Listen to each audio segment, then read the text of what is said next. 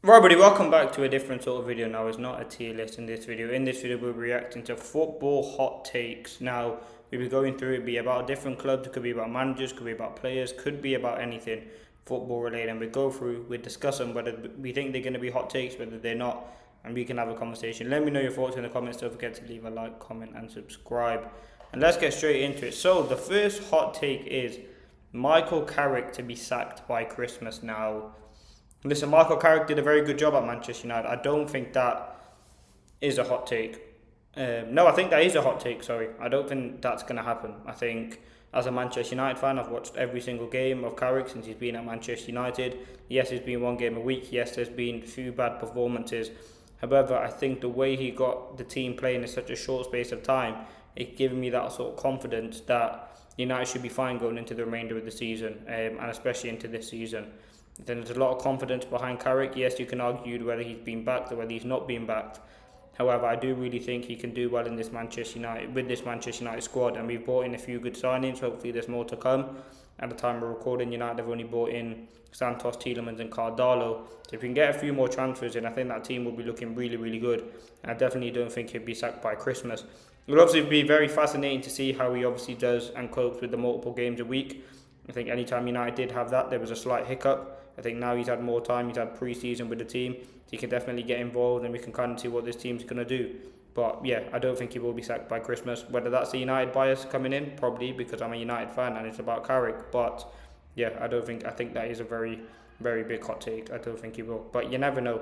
United sort of manager history has been horrific over the last few years. So yeah, we'll have to wait and see. The second one, does Serbi get sacked and Spurs struggle again, even with new signing? Now, Spurs have obviously invested a lot of money into the team. They were very, very good. They've had a very good window. Van Heck, Robertson, Senesi, basically got a whole back four, new back four. They've brought in Dubravka as a keeper. They've brought in, obviously, Sandro Tonali, Mateus Fernandes. They've backed into Serbi heavily.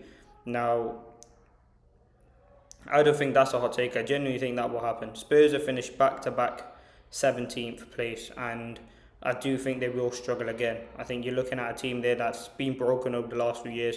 Hopefully, though, from a Spurs perspective, they're starting to settle in. They've invested a lot of money, and surely this is the one for them. They've had obviously Tudor that was there, Postecoglou, Espirito Santos. They've had quite a few managers of late, and they've all struggled. And listen, I think he has a more chance of getting sacked than Michael Carrick, in my opinion. I just think Spurs, there's a lot of tension around the club at the moment. And there's a lot of optimism. We'll see how the new signings gel in with the players that they have. I still think they need a few more signings. But saying that, though, they do have a very good team. However, I do think that is I don't think that's a hot take. I think that could very well happen. Hull City will be in the European spots at the end of the season.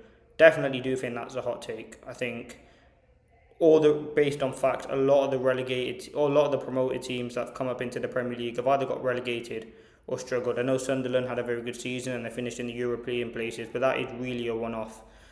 I think Hull City will struggle. I think the competition of all the other teams is going to be high, and I do ultimately think they will be relegated. Now, I'll save where I think they finish for my end of season video or Premier League prediction video, but yeah, I genuinely do think that is a very, very hot take. I don't think they'll be in the European spots, to be honest with you. Yuri Tielemans will get the most assists in the Premier League. Now, listen, as a Manchester United fan, watching him for Aston Villa, hopefully he can do that. I still think Bruno, Cherki, those sort of players will be up there.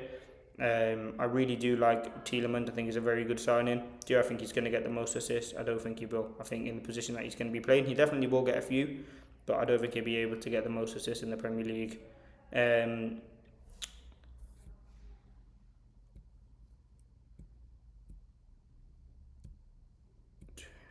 Someone said Arsenal finished sixth. Now, I don't know whether that's a hatred towards Arsenal or, I don't know, that's a genuine, their opinion. Listen, I think Arsenal will probably win the league again. The squad that they have, very, very good foundations from the midfield to the defence and the attack. Sorry, I don't know why I went about in that order. They've got a lot of good players, a lot of good quality. They've got experience now. They know how to win trophies. I think the aim for them will obviously be to retain the title, which I definitely do think is something they can do. I think they've got a very, very good team. They're looking to add to the team. And yeah, you can argue they're the best team in the world right now. And they could very well go and win the Premier League and the Champions League again. So I think that's a hot take. I don't think Arsenal will finish 6th.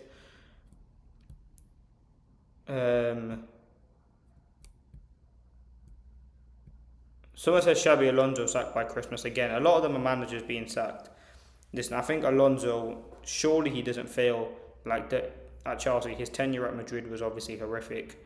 Didn't really get the system right. Players ultimately forced him out. At Chelsea, there is a lot of big characters. However, there are a lot of experience that they're bringing in now with Welbeck and Jordan Henderson. They've got a lot of youth. They've signed a lot of players. Their squad always seems to be going through changes. I think now is time for them to back this manager. I think you do pretty well with Chelsea. You look at this squad, the only weak point I'd say is probably their keeper and potentially left back. But you're looking at defence, Colwell's very good. They've signed Lacroix. Reece James can play there. They brought in Kenda. Midfield, they've got Caicedo, Enzo Fernandez. Very good players. Palestra, I think, plays in there. They're going to spawn a few other men that no one knows as well. Then you've got Rodgers, Neto, Palmer, João Pedro, Delap. They do have a very, very good team. Yes, I think the style of play will suit them well. I don't think Xabi Alonso will be sacked again. That could come back to bite me in the backside.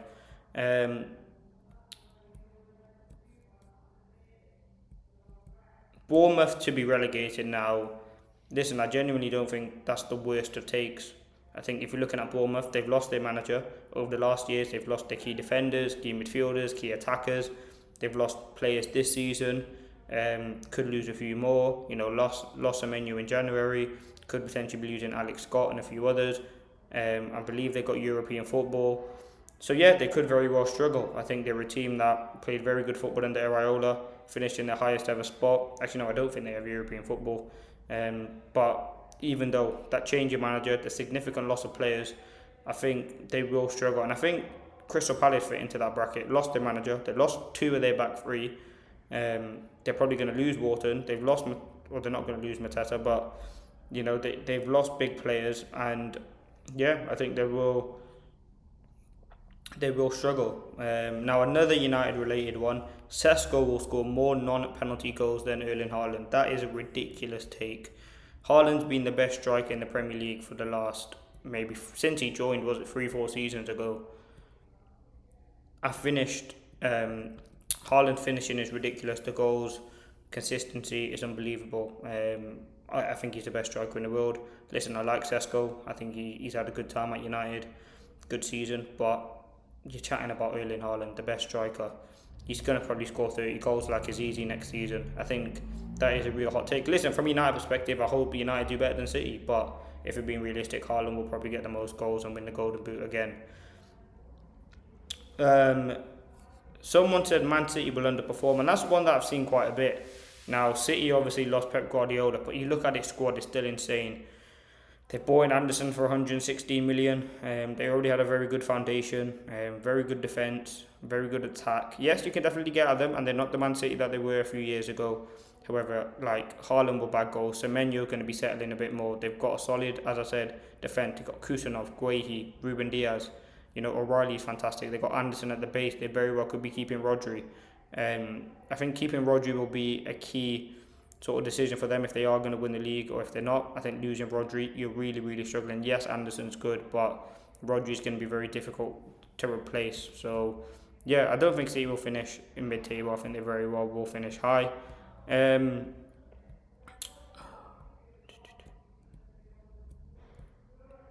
Garnacho will have a good season. I mean, based off the form, you can't definitely say that.